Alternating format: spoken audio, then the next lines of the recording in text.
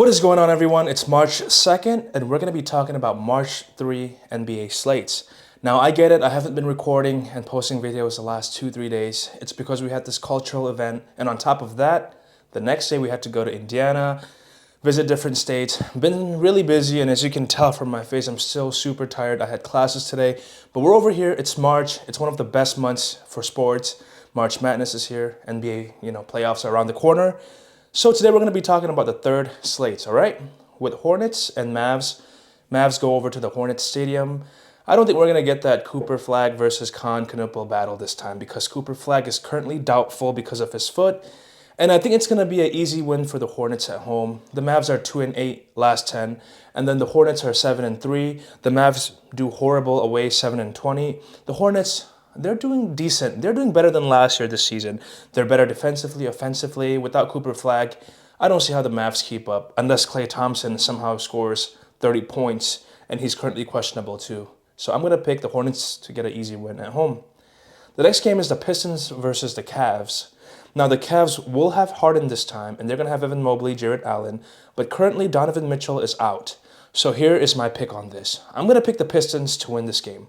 Now, the last time they played, I know, Injures Cavs team almost beat Pistons, and Pistons won in overtime by 3 points. I get it. But if Donovan Mitchell plays this game, I'm picking Cavs to win. And even if Donovan Mitchell doesn't play, I'm picking Cavs to win. Because I just think they're at home. They have a complete team. Man, Harden, Jarrett Allen, Evan Mobley, those three right there. I mean, the thing I like about Harden is he can make plays and also score. Now, this is what I'm thinking is that I think they got Harden just in case players like Donovan Mitchell gets injured. Because Harden, I don't know if he's as good as Mitchell right now because Mitchell is, in his prime. But Harden is almost as good as Mitchell or if not better. The way they play too, they're both playmakers but has the ability to score easily. Anyways, too much talking. The Cavs are 7-3 last 10. They do pretty good at home. I'm going to pick the Cavs to win this game tomorrow. The next game is the Wizards and the Magic. Now, this is a tricky one. I'm not going to have any spread picks. Obviously, I'm going to pick the Magic to win at home. But the reason why I'm not going to pick spreads is because the Magic is not very good at spread covering. They're 5-5 last 10, 24-35 in the whole season. Now, when we look at spreads, they're both basically the same. If not, the Wizards are better with spreads this season. They're 26-33. Now, Alexandra Sarr is not playing, and also AD and Trae Young obviously not playing. On the other hand, everyone on Magic except Franz Wagner will be playing. I get it. The Magic should win this game easily, and I agree with you. Easily, of course, but 10 points is easily, right? Currently, the spread is 15.5. I don't know if Magic can cover that. Now, I'm not saying that the Wizards are at the same level as the Magic, but spread-wise, they're about equally the same. So I'm going to pick the Magic to win, and you can decide who you think will cover the spread. The next game is the Heat versus the Nets. Now, the Heat will be without Norman Powell as of right now, and Nikola Jovic, and also, what's his name? Davion Mitchell. He's currently questionable. On the other hand, Igor Damon, the point guard for Nets, is going to be out. And I think this is going to be a good game. The last time they played, the Heats won by 11 points. Now they're going to be going to the Heat Stadium. In this game, I'm going to pick Miami Heat to cover the spread. The Nets are currently 2-8 last 10. The Heat is 5-5. The Nets are horrible playing away. And the Heats are actually decent this year with the spread 34-25. On top of that, defensively and offensively, the Heat is much better. I don't see how Nets beat the Heat. I can see how Nets keep it close the first half or the first quarter. But after that first half, the adjustments will be made. The Heat's coach, he's going to make good plays. He has great players like Bam, Tyler Hero, Andrew Wiggins. They're going to figure out something, and they're going to blow this Nets team. I realized that, I'm not going to lie, before I made this video, I was a little bit nervous. I was like, okay, am I going to stutter a lot? Am I going to talk too fast? Because I tend to talk fast a lot, right? So hopefully I do okay. Bear with me. I'm trying my best. We're going to get back to the groove. Give me a couple days. The next game is the Knicks and the Raptors. Now, this is an interesting one. I've always picked Raptors all the time, and I said that the Knicks are a house of disappointment this year. However, I think I'm being too harsh on the Knicks. They're doing pretty fine. They've beaten this Raptors they've beaten this Raptors team 3 times this season.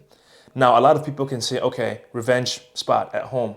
I get it. Raptors can have that revenge spot at home. However, when you lose 3 games in one season against a team I don't think there's a chance for a revenge spot.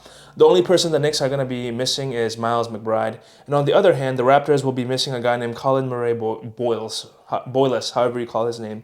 Now, he's not a starter. I get it.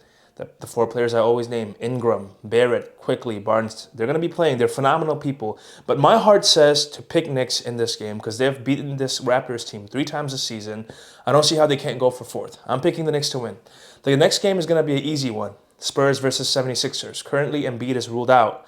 The Spurs have shown that they can do a great job away, home, doesn't matter. They're 9-1 last 10. The 76ers have been struggling, 4-6 last 10.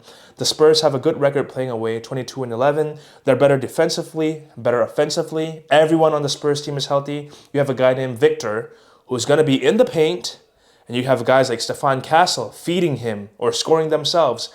I don't see how Tyrese Maxey will be able to single-handedly carry the 76ers team. He's going to have to drop about 60 points to do that. I don't think there is a world where the Spurs are going to lose this game. I think they cover the 7.5 spread at the 76ers stadium. The next game is the Thunders versus the Bulls. Now, currently, Thunders are 11-point favorites, and I'm going to pick OKC Thunders this time. You know, I've been going against the Thunders a lot, and I'm done doing that. The Thunders are a really good team, with or without their main players. Their bench is very good. Their depth, man, they're phenomenal.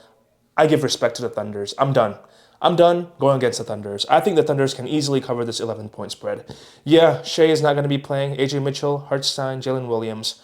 But Chet Holmgren is going to be playing, and the rest are available, except for Brendan Carlson and Mason Plumlee. Who cares about Mason Plumlee? Anyways, on the other hand, Simmons is out, Jalen Smith is out, Patrick Williams, Jaden Ivey, Zach Collin, and Josh Giddey will be there, but I just don't see how the Bulls will be able to stop the Thunder. First of all, defensively, the Thunder is much better than the Bulls by 13 points. Bench or no bench, that's a lot of point differential, okay? I'm picking the Thunders to win this game.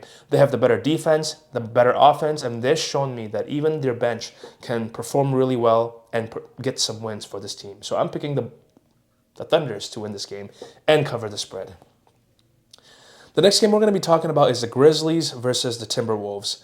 Now, currently Santi Aldama and Cedric Coward are questionable, and everyone on the Wolves team is available. So, back then when Jaren Jackson played for the Grizzlies, I love picking the Grizzlies, but he's not anymore. I don't care who plays. I'm picking the Wolves to win. Okay? This Memphis Grizzlies team made so many bad changes to the roster. First of all, why are you selling Jaren Jackson? I mean, I get it. Ja Morant, you still have him, but he's out right now, and there's no one like Jaren Jackson on that team. I don't see anyone hustling as much as Jaren Jackson. I don't see anyone making an impact like Jaren Jackson did. First off, they sold Desmond Bane to the Magic. That was already something I didn't like. They did that last year. And then now they sell Jaren Jackson. I feel bad for Ja Morant.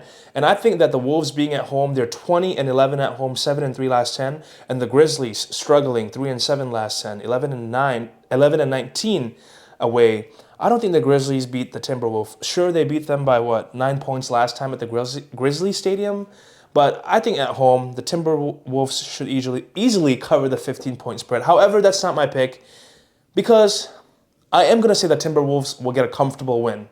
That's my pick. I'm not going to pick the spread. I'm too scared, okay? This is not a betting channel. I don't want it to become a betting channel. So I'm just going to say they're going to have a comfortable win. I get it. I pick spreads for some games, but that's because that's just what my heart says. Okay, right now, I don't want to force it. I'm not going to force myself to bet Timberwolves to cover the 15-point spread. But I will tell myself that they're going to have an easy win. The reason why is because this Timberwolves team, man, they suck with spreads. Let's see. They're 4-6 last 10 with spreads. They're 27-34. They get the wins that they're supposed to, but they don't cover the spreads. So I'm not picking any spread. Timberwolves to have an easy win at home. All right, the next game is the Suns versus the Kings. The Suns will have Devin Booker, but they're going to be without Dylan Brooks and Jordan Goodwin. And on the other hand, the Kings will not have Zach LaVine, DeAndre Hunter, Keegan Murray, Sabonis, and currently the spread is at Phoenix to win by 11 points. And I think that is what's going to happen. Defensively, Phoenix is allowing 10 points less per game. Offensively, they're generating 2 points per game more. Now, both of this team have been very bad the last 10. The Kings are 2-8 last 10. The Suns are 4-6 last 10. However, even with Suns away record, it's better than the Kings home. So Suns are 14-14 away. Kings are 9-20 away.